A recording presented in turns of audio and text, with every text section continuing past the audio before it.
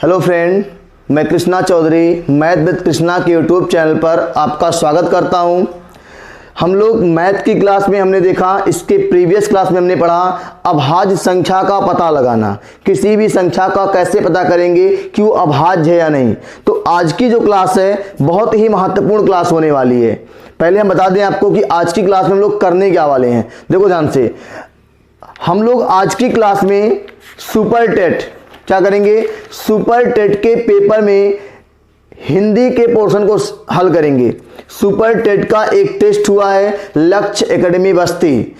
हर हफ्ते आपका एक टेस्ट होता है लक्ष्य एकेडमी बस्ती में, जिसमें हम लोग उसी कड़ी में जो लक्ष्य एकेडमी बस्ती का टेस्ट हुआ है सुपर टेट के पेपर में हम लोग हिंदी के सवालों को आज की क्लास में विस्तार से सीखेंगे। अब प्रश्न ये आता है कि जो बच्चा टेस्ट में भाग नहीं लिया है, क्योंकि मुझसे जुड़े हुए ऐसे कई बच्चे हैं जो बस्ती से अदर डिस्ट्रिक्ट से बिलोंग करते हैं, तो उनके पास तो टेस्ट पेपर होगा नहीं। तो हम बता रहे हैं आपको कि पेपर आपको मिलेगा कहां से। या तो आप हमारे Facebook page math with Krishna से जाके डाउनलोड कर सकते हैं। जब आप इस पेज को लाइक करोगे तो वहां पे आपको मैथ विद कृष्णा के फेसबुक पेज पर इस पेपर का पीडीएफ मिल जाएगा।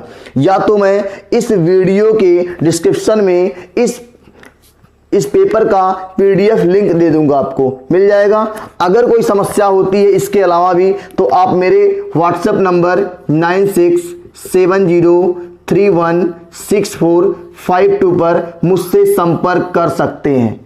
अब प्रश्न ये है कि जो बच्चा बस्ती में है उसको पेपर कैसे मिलेगा। भैया आप कहीं से भी स्टडी कर रहे हो, अगर आप टेस्ट देने के इच्छुक हैं तो आप हमारी संस्था लक्ष्य एकेडमी पर आकर रजिस्ट्रेशन करवा लीजिए। इस टेस्ट का मात्र रजिस्ट्रेशन फीस आपसे लिया जाएगा जो हर हफ्ते आपका टेस्ट होता है, और इस टेस्ट का हम लोग क्लास में प्रॉपर तरीके से विस्तार से भी हल चर्चा करते हैं, और यहाँ पे ऑनलाइन यूट्यूब पे भी हम लोग क्या करेंगे, विस्तार से ही चर्चा करेंगे। तो आइए शुरुआत करते हैं आज की क्लास का। चलिए, जिनके पास पेपर नहीं है मैं क्वेश्चन को पूरा बोलूंगा, यहां से भी आप सुन के लिख सकते हैं। इसके अलावा आपका वीडियो के डिस्क्रिप्शन में पीडीएफ का लिंक रहेगा, वहां से डाउनलोड करिएगा। और कोई समस्या होगी तो मेरे व्हाट्सएप नंबर पे संपर्क करिएगा। मेरे Facebook page math with Krishna से जुड़िएगा, यहां पे भी आपको पेपर मिल जाएगा। चलिए आइए शुरुआत करते हैं इस पेपर का हिंदी का। अगली वीडियो में हम लोग इसी सुपर टेट के मैथ के पेपर को भी हल करेंगे, तो मुझसे जुड़े रहिए। जो लोग चैनल पे नए हैं चैनल को सब्सक्राइब करेंगे और वीडियो को अधिक से अधिक शेयर करेंगे। चलिए देखते हैं जो हमारे लक्ष्य एकेडमी, देखिए आपका इस पे लिखा है साफ साफ स्टेट टेस्ट सीरीज 1। लॉकडाउन के बाद का ये पहला पेपर हुआ सैटरडे का। तो आपको आने वाले हर सैटरडे आपको ऐसे स्पीड टेस्ट मिलेंगे। जिनको जुड़ना है इस नंबर पे संपर्क कर सकता है। चलिए शुरुआत करते हैं। आपको पहला सवाल दिया भैया हिंदी का, जिस स्वर के उच्चारण में, ध्यान सुनिएगा, जिस स्वर के उच्चारण में दो मात्राएं लगती है उसे क्या कहते हैं। एकदम स्पष्ट है। पहला ऑप्शन दिया है मूल स्वर, दूसरा दिया है संयुक्त स्वर, तीसरा गुरु स्वर और चौथा लघु स्वर। तो भैया ऑप्शन नंबर सी पहला जो आपका है, और पेपर का 71 नंबर, पेपर का 71वां नंबर सवाल है, जिसमें आपका पूछा है किस स्वर के उच्चारण में दो मात्राएं लगती हैं। तो ऑप्शन नंबर सी को टिक कर लीजिए भैया, गुरु स्वर। ये ऑप्शन नंबर सी है, 71 का सी, गुरु। इसी को हम लोग क्या नाम दिए थे, दीर्घ स्वर। जिन स्वरों के उच्चारण में दो मात्रा का समय लगता है उसे गुरु या दीर्घ स्वर कहते हैं। चलिए नेक्स्ट क्वेश्चन लेते हैं। 72 क्वेश्चन क्या कह रहा है, अपादान कारक का उदाहरण नहीं है। देखो ध्यान से, इस क्वेश्चन में थोड़ा सा कंफ्यूजन है। इस क्वेश्चन को हम लोग अगली वीडियो में या क्लास में अच्छे से चर्चा करेंगे। अगर सवाल ये होता कि अपादान कारक का उदाहरण है तो एक ऑप्शन दिया है सी, और क्या दिया है, गंगा हिमालय से निकलती है। गंगा हिमालय से निकलती है। तो भैया ये आपका अपादान कारक का उदाहरण है। किसका उदाहरण है ये? अपादान कारक का उदाहरण है। अपादान कारक का जो चिन्ह होता है वो से होता है, लेकिन से जो होता है वो अलग होने के अर्थ में होता है। से किसी और का भी चिन्ह होता है भैया, किसका होता है? करण कारक का होता है, वहां साधन के रूप में आता है। से किसके रूप में आएगा? साधन। जैसे कहेगा राम ने रावण को तीर से मारा, तो तीर साधन हो गया, लेकिन यहां पे जो से आएगा, ये आपका जो से आया है ये किसके रूप में आएगा? अलगाव के रूप में आएगा। देखो ध्यान से, अब पूछेगा आपसे कि गंगा हिमालय से निकलती है में कौन सा कारक है, तो आप कहोगे भैया अपादान कारक है। फिर सवाल का लेवल थोड़ा सा ऊपर करेगा तो क्या कहेगा आपसे? कहेगा भैया अपादान कारक है कहां, तो आप कहोगे भैया हिमालय में। कहां पे है? हिमालय में। जहां से वस्तु अलग होगी वहां पे ही अपादान कारक होगा। वृक्ष से पत्ता गिरता है तो वृक्ष में है। क्लियर है? चलिए नेक्स्ट क्वेश्चन आते हैं। तो ये आपका ऑप्शन नंबर सी 72 का कर लीजिएगा। अगला 73 नंबर जो आपका क्वेश्चन है वो क्या कह रहा है? देखो ध्यान से, दिया है अवलंब और एक दिया है अविलंब। अविलंब शब्द युग्म का सही अर्थ होगा। कह रहा है ये दो शब्द युग्म दिए गए हैं, इसका सही अर्थ होगा। हमने आपको बढ़ाया था समरोह भिन्नार्थक, दिखने में उच्चारण में एक लगेंगे लेकिन अर्थ की दृष्टि से क्या हो जाएंगे भैया? ये अलग हो जाएंगे। देखो ध्यान से, पहला ऑप्शन दिया, इसने क्या दिया है? सहारा या शीघ्र, मतलब एक का दिया है सहारा, एक का दिया है शीघ्र। देखो इसका दिया है सहारा और इसका दिया है शीघ्र, ये पहला ऑप्शन है आपका भैया। दूसरा ऑप्शन दिया है तुरंत और सहारा, तुरंत और सहारा। तीसरा सहारा और आश्रय। चौथा आकाश और आग। तो भैया जो आपका पहला ऑप्शन है वो सही है, सहारा और शीघ्र। अवलंब का मतलब होता है सहारा और अविलंब का मतलब होता है शीघ्र। जब आप रस पढ़ते हो तो वहां पे हम आपको पढ़ाते हैं अवलंब, अवलंबन, जिसका आश्रय या सहारा पाकर क्या होते हैं? स्थायी भाव जागृत होते हैं, वही क्या होता है? अवलंब। देखो अवलंब का मतलब होता है सहारा और अविलंब का मतलब शीघ्र। जब सीता जी लंका में थी तो हनुमान जी, सीता जी ने क्या कहा था कि जाके मेरे स्वामी से कहिएगा कि अब मुझे ले जाने में बिल्कुल विलंब ना करें, ठीक है? अविलंब यहां से मुझे आके लेके जाए, मतलब शीघ्र लेके जाए। तो आपका भैया जो आपका सवाल था कि अवलंब और अविलंब में कौन सा सही है, तो पहला ऑप्शन सहारा और शीघ्र सही है। चलिए नेक्स्ट क्वेश्चन लेते हैं। यहां से पूछा है, इसको रिमूव कर दें हम। चलिए, कोई भी समस्या होगी पेपर, मैं आपको एक एक सवाल विस्तार से पढ़ रहा हूं, हर ऑप्शन में विस्तार से चर्चा भी कर रहा हूं। ये आपका जो क्लास चल रहा आज का वो एस्टेट टेस्ट पेपर है, टेस्ट पेपर, टेस्ट पेपर का सॉल्यूशन क्लास है। जिनके पास पेपर नहीं है, मैंने कहा मेरे फेसबुक पेज से जुड़ के ले सकते हैं, व्हाट्सएप नंबर से ले सकते हैं, और वीडियो के डिस्क्रिप्शन में इसका पीडीएफ लिंक भी रहेगा। चलिए आइए अगला क्वेश्चन देखते हैं हम लोग। पूछा है निम्नलिखित में से किसमें संधि का सही विच्छेद नहीं हुआ है? तो भैया एक ऑप्शन दिया है आपका पहला, और क्या दिया है? मात्र प्लस उपदेश, और इसके बाद दिया है बराबर मात्रोपदेश। ये आपका पहला ऑप्शन दिया है। दूसरा दिया है अनु प्लस ऐषण, अन्वेषण। देखो ध्यान से। तीसरा दिया है नारी प्लस इच्छा। चौथा दिया पृथु प्लस अनुमति। देखो ध्यान से, ये आपका 100% गलत है। क्या दिया है? निम्नलिखित में से किसमें संधि का सही विच्छेद नहीं हुआ है? भैया इसमें नहीं हुआ है। देखो ध्यान से, यहां पे जो संधि विच्छेद होगा इसका मातृपदेश का, वो सही क्या होगा? मातृ प्लस उपदेश। क्या होगा भैया? मातृ प्लस उपदेश। तो जो आपका क्वेश्चन नंबर 74 है, 74 ये, हाँ 74 है, इसमें कहा है कि किसमें संधि का सही विच्छेद नहीं हुआ है, तो पहले ऑप्शन को टिक कर लीजिएगा जो गलत दिया है। इसमें सही संधि विच्छेद नहीं हुआ है। इसका सही संधि विच्छेद क्या होगा भैया? आपका मातृ प्लस उपदेश। संधि का नाम पूछेगा भैया, क्या बताओगे आप? यण संधि। क्या बताओगे भैया? यण संधि। यण संधि में आधा अक्षर आएगा, आधे अक्षर के बाद या, वा और रा आएगा। चलिए नेक्स्ट क्वेश्चन लेते हैं हम लोग यहां से 75 क्या कर रहा है जरा देखिए ध्यान से, जिनके हाथ में पेपर है।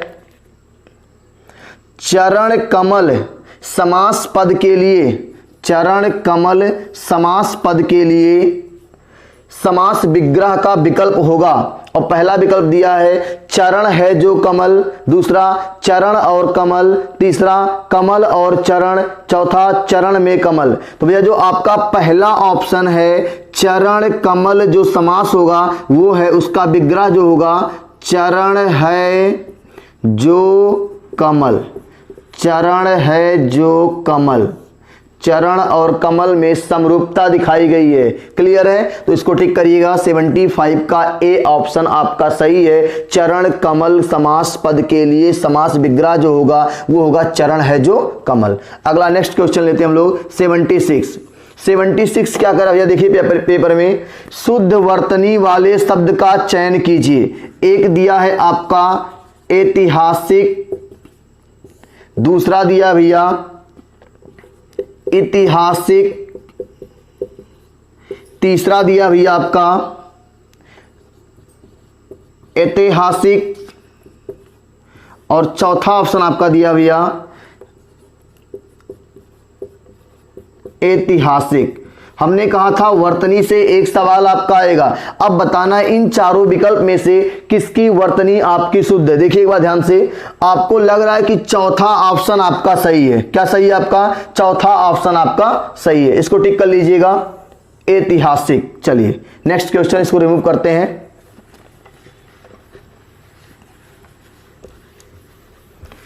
एकदम इजी वे से आपको सीखना है, कोई दिक्कत नहीं आएगी। आपका 77 नंबर जो क्वेश्चन है इस टेस्ट के पेपर का, वो क्या कह रहा है कि अन्वेषण में कौन सा उपसर्ग है भैया? अन्वेषण में उपसर्ग, अन्वेषण में उपसर्ग एकदम आसान है। पहला ऑप्शन दिया है अनु, दूसरा ऑप्शन दिया है अन, तीसरा ऑप्शन दिया है अनो और चौथा ऑप्शन दिया है नन ऑफ दीज, इनमें से कोई नहीं, नन ऑफ दीज। देखो ध्यान से भैया, अन्वेषण का संधि विच्छेद आप करोगे, अन्वेषण इसके पहले एक विकल्प में ऊपर आया था, अन्वेषण में संधि है यण संधि, संधि विच्छेद करोगे तो अनु प्लस एषण, क्या होगा? अनु प्लस एषण। तो आपका क्या पूछा? उपसर्ग, तो आपका पहला ऑप्शन सही है। अन्वेषण में उपसर्ग क्या है? अनु, और इसमें संधि अगर पूछेगा अन्वेषण में तो आप क्या बताओगे भैया? यण संधि है। क्या भैया? यण संधि है। यण संधि में आधा अक्षर आएगा, आधे अक्षर के बाद या व रा में से कोई वर्ण आया। देखो आधा आया, उसके बाद वो आया। देखो इसका हम विस्तार से चर्चा करते हैं। यहाँ पे आ, यहाँ पे ना पे हलंत लगाओगे तो क्या बाहर आएगा भैया? छोटा ऊ बाहर आएगा, और यहाँ का ए और यहाँ का ये अलग कर देते हैं। इस छोटा ऊ की जगह पे क्या आ जाएगा? आपका आधा वा आ जाएगा। और ये देखो यहां से आ, ये आधा ना है, इस आधे वा पे जब ये पूरा स्वर चिपकेगा तो ये आपका ऐसे हा बनेगा और ये हो जाएगा आपका अन्वेषण। हम लोग संधि की क्लास में विस्तार से इस पे चर्चा किए हैं, इसके पहले वीडियो अपलोड हो चुका है आपका संधि का, आप जाके देख सकते हैं हमारे मैथ विद कृष्णा के यूट्यूब चैनल पर। चलिए नेक्स्ट देखते हैं हम लोग अगला। तो आपका 77 में जो आपका आंसर होगा, अन्वेषण में उपसर्ग क्या होगा? अनु प्लस एषण। संधि का नाम पूछेगा तो यण संधि, संधि विच्छेद पूछेगा तो अनु प्लस एषण। चलिए नेक्स्ट क्वेश्चन लेते हैं। किसी को वॉइस की प्रॉब्लम होगी, विजुअलिटी की प्रॉब्लम होगी, बताइएगा कोई दिक्कत होगी तो। ऑडियो और विजुअल दोनों क्लियर होना चाहिए आपका। अगर नहीं हो रहा है, थोड़ा सा अपनी मोबाइल का क्वालिटी सही करिएगा, बिल्कुल स्पष्ट आपको दिखाई देगा, सुनाई भी देगा। चलिए नेक्स्ट लेते हैं हम लोग। 77 के बाद आपका है 78। 78 में क्या कह रहा है? ये आपका एक सिंबल दिया है, कह रहा है कोष्टक में दिया गया चिन्ह किसका है? कोष्टक में दिया गया चिन्ह किसका है? पहला ऑप्शन दिया है योजक चिन्ह, दूसरा ऑप्शन दिया भैया योजक के बाद दिया है हंस पद, तीसरा ऑप्शन दिया भैया आपका हंस पद के बाद निर्देशक। आंसर आपका आ गया होगा उम्मीद करते हैं। चौथा ऑप्शन दिया है हमारे लिखने तक आपका आंसर आना चाहिए, तभी पढ़ाना मेरा सार्थक है। देखो ध्यान से, आपका जो दिया ये कोष्टक में चिन्ह है, ये किसका सिंबल है? मैंने कहा था कामता प्रसाद गुरु ने 20 विराम चिन्हों की बात की है। उस विराम चिन्ह में किसका सिंबल है भैया? हंस पद, या इसको एक नाम से और जानते हैं त्रुटि बोधक या त्रुटि, देखो ध्यान से, हंस पद या त्रुटि परक। त्रुटि परक, जब आप कोई भी चीज लिखते समय, जैसे मैंने लिखा राम सेब खाता है, लिखना था ये राम सेब खाता है, गलती से ये सेब छूट गया तो आप भूलने का निशान लगाते हो, ठीक है। चलिए, और उसकी जगह पे नीचे लिख देते हो आप सेब। हो गया भैया। चलिए नेक्स्ट क्वेश्चन लेते हैं। तो ये आपका योजक चिन्ह है, किसका चिन्ह है भैया? योजक चिन्ह है। चलिए नेक्स्ट देखते हैं हम लोग यहां से 78 के बाद आपका क्वेश्चन नंबर है 79। क्या कह रहा है? कौन सा सुमेलित नहीं है? और सुमेलित में देखिए, मैं ध्यान से लिख रहा हूं उसको, पेपर में क्या दिया है? पहला ऑप्शन दिया भैया आंसू, और आंसू के साथ क्या दिया है? सुमित्रा नंदन पंत। देखो मैं लिख देता हूं, थोड़ा सा ज्यादा क्लियर होगा। आंसू के साथ दिया है सुमित्रा नंदन पंत, सुमित्रा नंदन पंत। फिर अगला दिया ऑप्शन बीजक, और बीजक के साथ क्या दिया है? कबीर। तीसरा ऑप्शन दिया है आपका उर्वशी, इसके साथ दिया है दिनकर। चौथा ऑप्शन दिया प्रेम वाटिका, और इसके साथ आपका क्या दिया है? रसखान। अब इसमें से बताना है कि कौन सा सही सुमेलित नहीं है, कौन सी रचना के आगे उसके सही कवि का नाम नहीं लिखा है। तो आपको पता है कि आंसू जो है वो सुमित्रा नंदन पंत का नहीं है, तो यही आपका गलत है। पूछा है कौन सा सुमेलित नहीं है, तो पहला सुमेलित नहीं है, क्योंकि आंसू जो भैया है वो ध्यान दीजिएगा वो जयशंकर प्रसाद की रचना है। किसकी है? जयशंकर प्रसाद की रचना है आंसू। बीजक नो डाउट कबीर का है। बीजक में आपका किसका संकलन है पूछेगा तो आप बताओगे साखी, सबद और रामायणी। बीजक में किसका संकलन है? साखी, सबद और रामायणी, तीन का संकलन है बीजक में। क्लियर है? चलिए नोट कर लीजिए। उर्वशी दिनकर की है, प्रेम वाटिका रसखान की है। तो क्या गलत था आपका? आंसू जो है सुमित्रा नंदन पंत का नहीं है, जयशंकर प्रसाद का है। यहां से भी सवाल पूछेगा कि प्रकृति का सुकुमार कवि किसे कहा जाता है, तो आप कहोगे भैया सुमित्रा नंदन पंत को प्रकृति का सुकुमार कवि कहा जाता है। चलिए नेक्स्ट क्वेश्चन लेते हैं। 79 के बाद आपका 80 नंबर जो क्वेश्चन है, देखिए अपने पेपर में क्या है, फिर हम चर्चा करते हैं उस पर। देखो 80 नंबर जो क्वेश्चन आपका दिया भैया वो क्या कह रहा है? व्यूह, व्यूह में कौन सी संधि है? ध्यान दीजिएगा, मैंने अभी आपसे चर्चा किया कि आधा अक्षर के बाद या वा रा, तो आधा अक्षर आया है उसके बाद या आया है। तो हम देखो ध्यान से कैसे करेंगे। इस आधे अक्षर को पहले पूरा कर लेते हैं, अगर या आता है तो छोटी ई की मात्रा लिखते हैं, उसके बाद आपका ये उच्चारण होगा ऊ। बी प्लस ऊ। संधि का नाम पूछेगा तो आप बता दीजिएगा भैया कि इसमें यण संधि है। बहुत ही आसान संधि है यण संधि, देख के आप पहचान जाओगे। प्रीवियस क्लास में जाओगे, वीडियो को देखोगे, हमने संधि को बहुत ही विस्तार से बढ़ाया है, ठीक है, कोई दिक्कत नहीं आएगी आपको। बी प्लस ऊ, तो क्या पूछा है? व्यूह में कौन सी संधि है, तो आप यण संधि बताओगे। संधि विच्छेद तो बी प्लस ऊ। नोट कर लीजिए इसको भैया, दूसरा ऑप्शन सही है बी वाला, बी प्लस ऊ। चलिए नेक्स्ट क्वेश्चन लेते हैं 80 के बाद 81 नंबर क्वेश्चन देखिए। 81 में आपका दिया है मनोज निम्नलिखित में से किसका पर्यायवाची शब्द है? पहला ऑप्शन दिया है कामदेव, दूसरा ऑप्शन दिया भैया कृष्ण, तीसरा ऑप्शन दिया है कुबेर, चौथा ऑप्शन दिया है आपका ब्रह्मा। तो भैया एकदम स्पष्ट है, मनोज कामदेव का पर्यायवाची है। किसका पर्यायवाची है? कामदेव का पर्यायवाची है। पूछा था मनोज निम्नलिखित में से किसका पर्यायवाची है, तो आप बताओगे भैया कामदेव का पर्यायवाची है। एक शब्द आपका आया है सवाल में, देखो ध्यान से पढ़ा ना, मनोज निम्नलिखित, एक शब्द क्या आया है, निम्नलिखित शब्द आपके क्वेश्चन में यूज किया है। यहां से भी सवाल बनाएगा, क्या बनाएगा, निम्नलिखित का विलोम पूछेगा, तो गलती से उपरोक्त मत कहिएगा, क्या कहेंगे हम लोग, उपरयुक्त कहेंगे। क्या कहेंगे, ये निम्नलिखित का विलोम है, उपरयुक्त। अधिकतर आपसे गलतियां उपरोक्त के साथ हो जाती हैं, जो बिल्कुल नहीं करना है। जैसे आपका सवाल पूछा है नेता का स्त्रीलिंग, तो आप किसी गांव में होता नहीं है, कोई औरत है, कहेंगे बड़का नेताइन बन रही हो, तो नेताइन नहीं होता है, नेत्री होता है। क्या होता है, नेत्री होता है। ऐसी गलतियां एग्जाम में कभी नहीं करना आपको, ठीक है। चलिए नेक्स्ट क्वेश्चन लेते हैं यहां से हम लोग।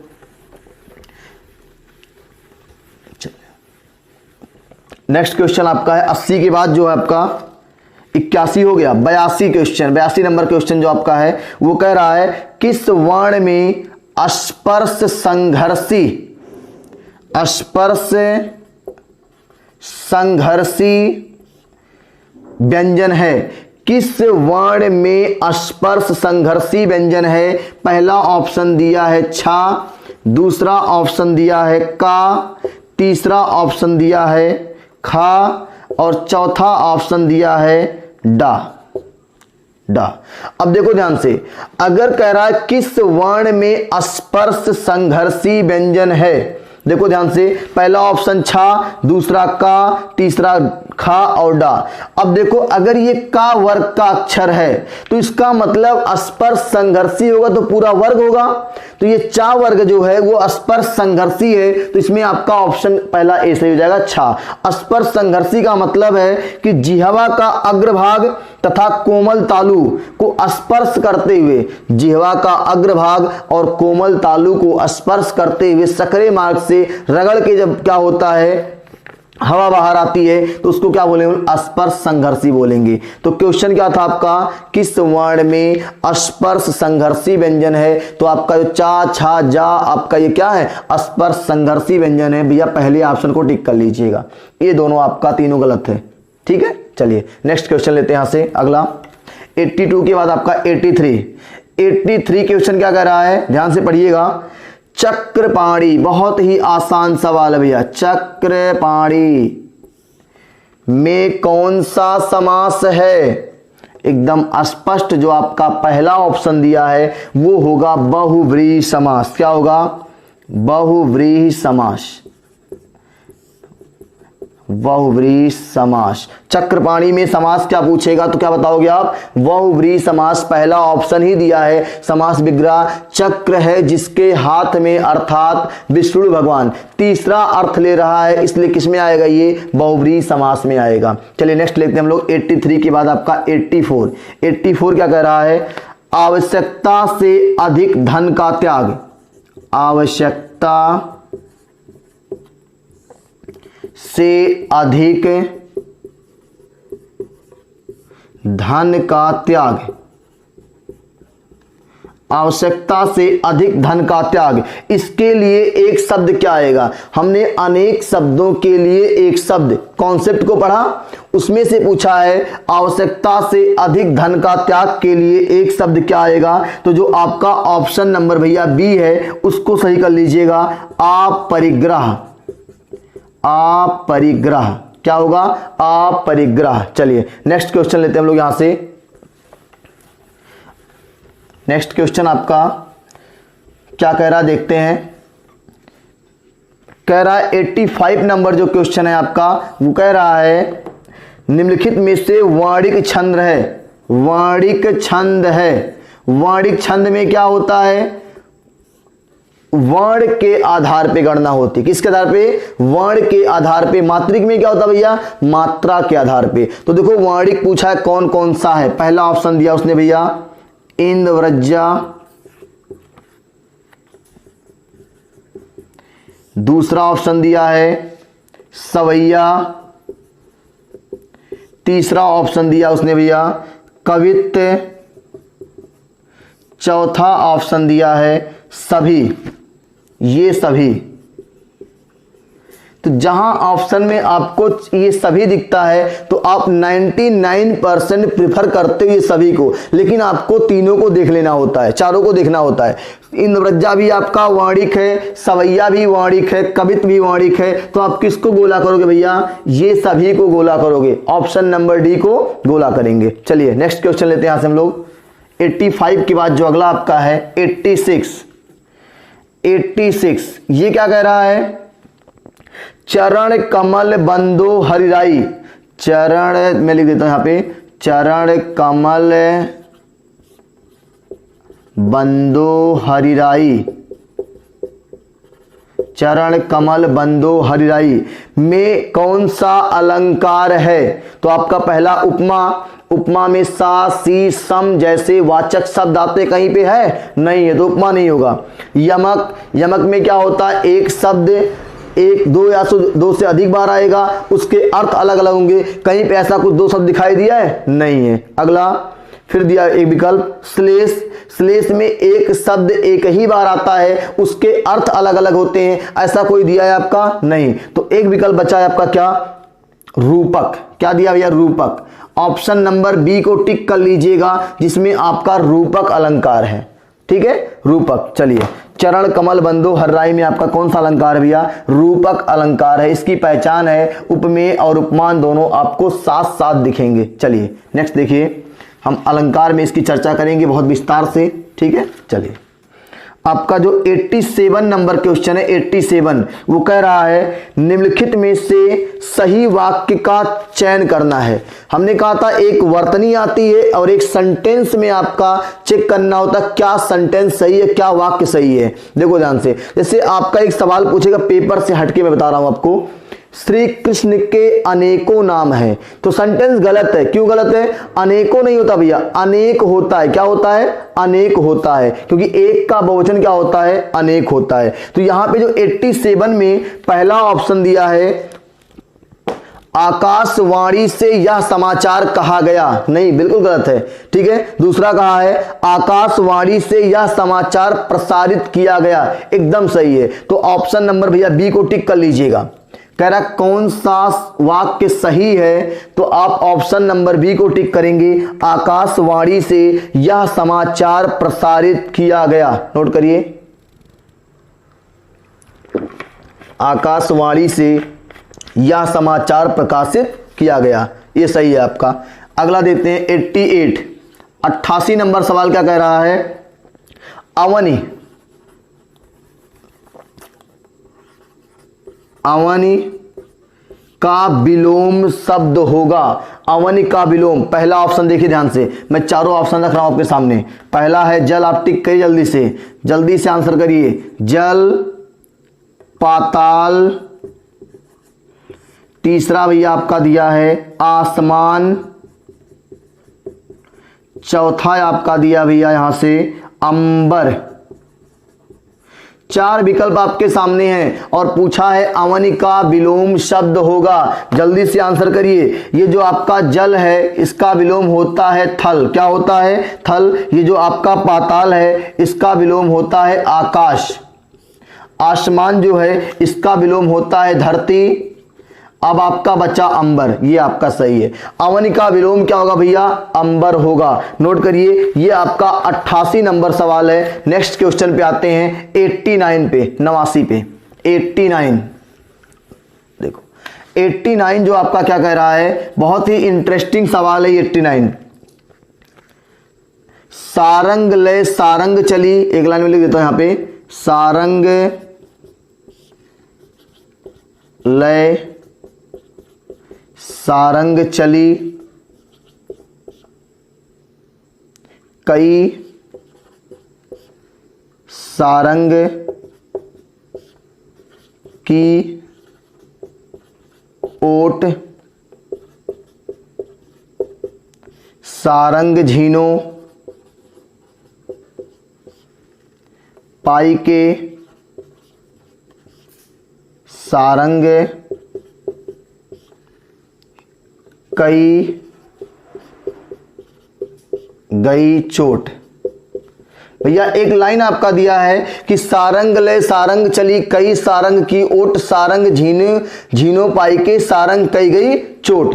कह रहा कि इस लाइनों में कौन सा अलंकार है? पहला दिया है श्लेष अलंकार, दूसरा दिया है विकल्प में यमक अलंकार, तीसरा विकल्प में दिया भैया रूपक अलंकार, और चौथा आपका अंतिम विकल्प दिया है उत्प्रेक्षा अलंकार। तो उत्प्रेक्षा अलंकार जो होता है मन मनहु जन जानो ऐसे शब्द होंगे, तो ये बिल्कुल गलत हो गया। रूपक में उपमेय और उपमान साथ साथ आएंगे, बिल्कुल नहीं है। श्लेष में एक शब्द एक ही बार आएगा, उसके अर्थ अलग अलग होंगे। तो यहाँ पे एक शब्द कितनी बार आया? सारंग एक बार, सारंग दो बार, सारंग तीन बार, सारंग चार बार और सारंग पांच बार। इसका मतलब एक शब्द दो या दो से अधिक बार आएगा तो वहां पे उसके अर्थ अलग अलग होंगे। तो कौन सा अलंकार आप टिक करोगे भैया? यमक अलंकार टिक करोगे। अब देखो इस सारंग के आपके अलग अलग अर्थ होंगे, ठीक है। एक सारंग का अर्थ होता है दीपक, दूसरा अर्थ होता है सुंदरी, तीसरा अर्थ होता है आंचल, आंचल के बाद एक चौथा सारंग का अर्थ होता है आपका घड़ा, और एक और होता है सरोवर। पांच आपका सारंग आया है और पांचों के अलग अलग अर्थ हैं। ये आपका 89 सवाल था, नोट कर लीजिए भैया, आगे फिर चर्चा करते हैं। आपका लास्ट सवाल बचा है 90 नंबर, जो आपके सुपर टेट में जो आपका हिंदी का 20 क्वेश्चन आया है उसको हमने प्रॉपर तरीके से विस्तार से इस क्लास में चर्चा किया। अभी एक बचा है आपका 90 नंबर, नोट करते हैं इसको भी। चलिए नेक्स्ट आपका है, लास्ट आपका है आज की क्लास का सवाल। क्या कह रहा है? सुमित्रानंदन पंत को किस कृति के लिए ज्ञानपीठ पुरस्कार मिला? ज्ञानपीठ पुरस्कार सुमित्रानंदन पंत को किस कृति के लिए दिया गया? पहला लोकायतन,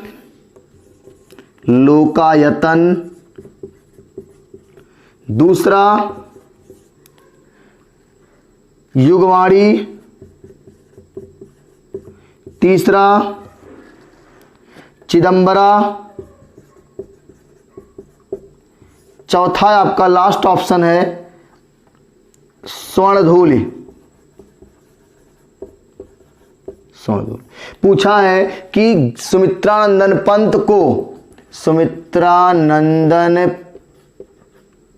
पंत को किस कृति के लिए ज्ञानपीठ पुरस्कार से नवाजा गया? तो भैया ऑप्शन नंबर सी को टिक कर लीजिएगा, चिदंबरा के लिए। किसके लिए? चिदंबरा के लिए। तो आज की क्लास में हमने सुपर टेट के एक टेस्ट पेपर को हमने पूरे विस्तार से चर्चा किया। अब जिन लोगों के पास, जो हमसे जुड़े हैं, जिनके पास पेपर नहीं है, वो लोग या तो मैथ विद कृष्णा के फेसबुक पेज पे जुड़ेंगे, और कोई समस्या होगी तो आप हमारे व्हाट्सएप नंबर जुड़ेंगे। इसके अलावा इस पेपर का पीडीएफ मैं इस वीडियो के डिस्क्रिप्शन में पीडीएफ लिंक डाल दूंगा, वहां से भी आप डाउनलोड कर सकते हैं, ठीक है। तो अगली क्लास जो होगी वो सुपर टेट के मैथमेटिक्स के सवालों पे होगी। मैथमेटिक्स में हम लोग सुपर टेट के उन सवालों को हल करेंगे जो आज के टेस्ट में पूछा गया था, ठीक है। तो बहुत बहुत धन्यवाद आपका, फिर मिलते हैं अगली क्लास में।